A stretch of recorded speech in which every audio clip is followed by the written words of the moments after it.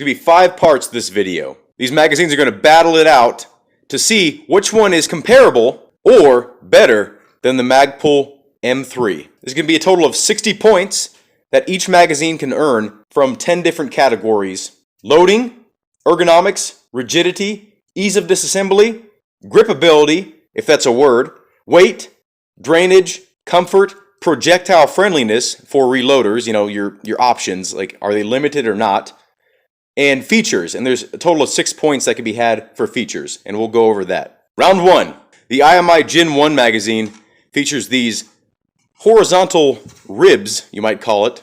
This base plate can come off, as you know, for disassembly, but you can cut it at each of these lines. So let's say you wanna bench rest shoot your rifle and your magazine's interfering. You can cut it down to 20 or 10 rounds, just like that. Let's go over loading.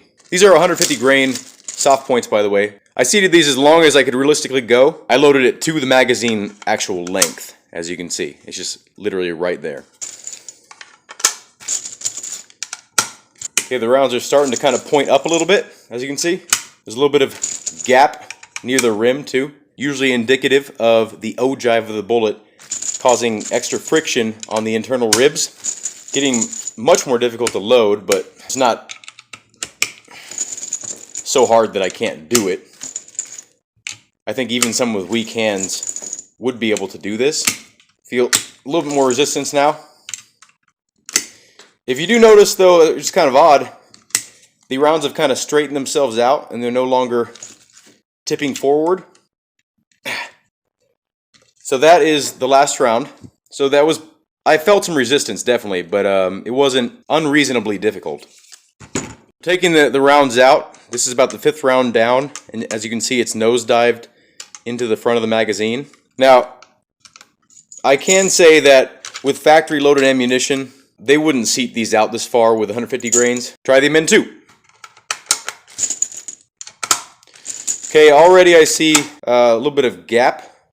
I'm not sure if that's just the ogive or just the angle of the actual follower itself. Now it's getting pretty difficult to pop them in there. More so than the IMI. Okay, that's the last round. Okay, I think. Yeah. So let's pop a couple out, see if it does. Okay. Well, the IMI made it much further than this. Literally the first round, the rounds are nosediving, and I'm having to gravity feed them. Yep. The IMI wins. Next, we're going to be talking about ergonomics. Now, I will say these lines here are not comfortable in the hand. With gloves, I can imagine you not even feeling them, but the backs here do kind of poke you in the palm here and then in the front of the finger. So if you have no gloves on and you were to insert this magazine, you would feel these lines here. In the hand, this is less comfortable than the MN2. So this round goes to MN2. So next we're going to move on to rigidity. So what rigidity means to me is overall, you know, the magazine itself, like the body, but most importantly, the feed lips. So in terms of the actual body, the IMI feels less rigid overall in terms of like down here. Yeah, it feels less rigid. But the most important thing, and the reason why the IMI wins this round, is this. The feed lips are very rigid, very stiff. This one, not so much. Disassembly. How easy is this to disassemble? So with a typical 3 in a blackout round, to pop this off, relatively easy. You know, or you can find a stick or whatever. Simple as that. MN2. Here's where it kind of gets a little bit weird. It's the same disassembly process, right? Like, that's fine, but look how thin those are. They don't feel flimsy, but I guarantee you this is a weak point in the magazine, and those will break off. Especially like poking it in there a bunch of times. There you go. that just broke. So this round goes to the IMI. Next category is gripability. If that's a word, I don't know. If it isn't a word, it should be. The IMI is pretty slippery, except for the fact that it has these big horizontal lines in it. Like if you were just to have it just be this material, which has a nice texture to it, but it's kind of slippery on its own. If it was just that material, your hands would slide right off. So if you insert your magazine, your hand might slide up, or if someone's trying to take the magazine from you, or if you're just trying to take it out of a magazine pouch, it's a little bit more slippery. A Min 2, not so much. It's one of the grippiest magazines I've ever felt. This round goes to the Min 2.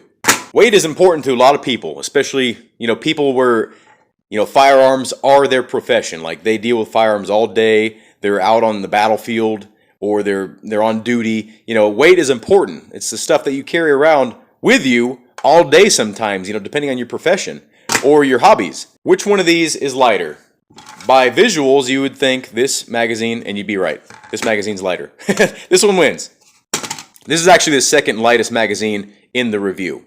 The next category is drainage, and that means if you fill this magazine with water, how quickly and how efficiently is it going to get rid of it? Let's look at what this has, right? Like, there's an opening here, obviously an opening at the top, like all of them. There's an opening on the bottom here, and there's a bit of a gap between the base plate and the magazine body itself. The Min 2 just literally has the gap between the magazine base plate and the body, and as you can see, it's a pretty tight fit.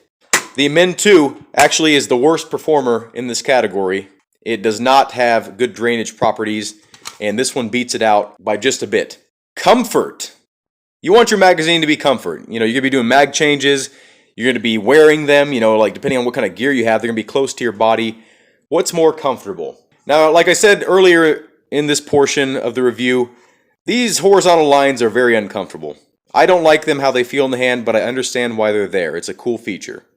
But at bottom line, they are not comfortable. The Min 2 wins this category. This last category before we get into the features, which is a 6-point category, is projectile friendliness. How friendly are these magazines for reloaders? And as you saw earlier with the loading phase, this magazine won out. Now, not by much, but the Min 2 literally immediately seized up on the first round. Under recoil, a realistic situation, I don't think it would seize up completely. I could be wrong. I haven't tried those particular projectiles in this magazine, but I will have to give the edge to the IMI. The IMI is the winner of this category. Now, this is a 6-point possible category. The features: is there a reinforced magazine catch area? Is there a rearward moving base plate? Is there a window version option? Is there a dot matrix somewhere on the magazine? Does it have an anti-tilt follower? And does it feature a stripper clip groove? Gen 1 gets 3 points in this category. It does have a reinforced magazine catch area, an anti-tilt follower, and it does have stripper clip grooves. The Min 2, all the same features, so this is a tie in this category. These two magazines managed to get 29 points and 22 points. Round 1 goes to the IMI Gen 1. Hope you enjoyed this first round. Have a good day. Thank you for watching, and I hope to see you in a future video.